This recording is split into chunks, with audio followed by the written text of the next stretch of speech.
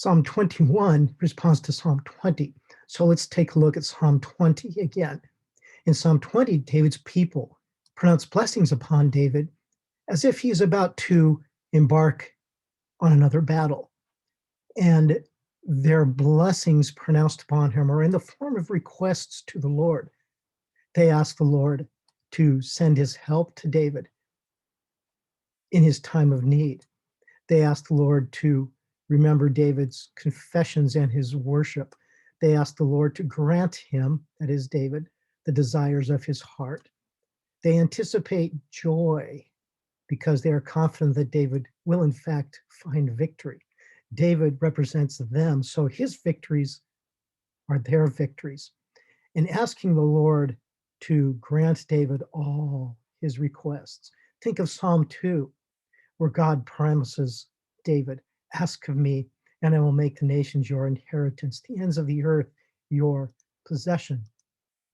Moving down to the second half of Psalm 20, we see that the people are confident that David will in fact find victory. They are confident that the Lord will respond to him because David trusts in the Lord. And so they are certain that even as they have called out to God for his deliverance through David, that the Lord will respond. And that as certain as they pronounce these blessings and ask God's favor upon King David, they are certain God will in fact hear them. As we move down to Psalm 21, then we see the other side of these prayers. They start out by giving thanks, by rejoicing, because David has in fact found victory and his joy is great. The Lord has granted David's desires. The Lord has crowned him with rich blessings. The Lord has given him life. The Lord has bestowed on him great majesty as a result of these victories. And the people remember that David has not been shaken, will not be shaken, because God, in his unfailing love, has responded to David as David has put his trust in the Lord. Even as Psalm 20, towards the second half, expresses confidence, Psalm 21 ends in the same fashion. The people not only rejoice because the Lord has granted David and therefore them victory, but they are confident that they can continue to trust in the Lord.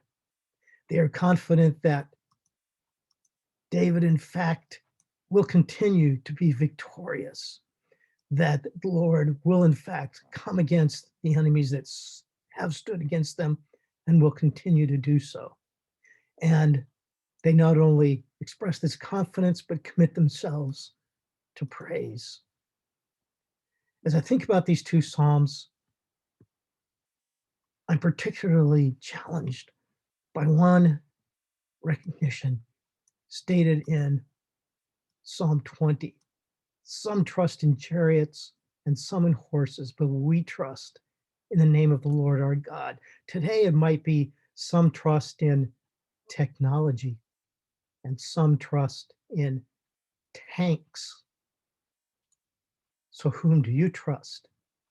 Do you trust in the Lord our God, the name of the Lord our God, everything his name stands for, who he is, his faithfulness, his desire to respond as we pour out our hearts to him?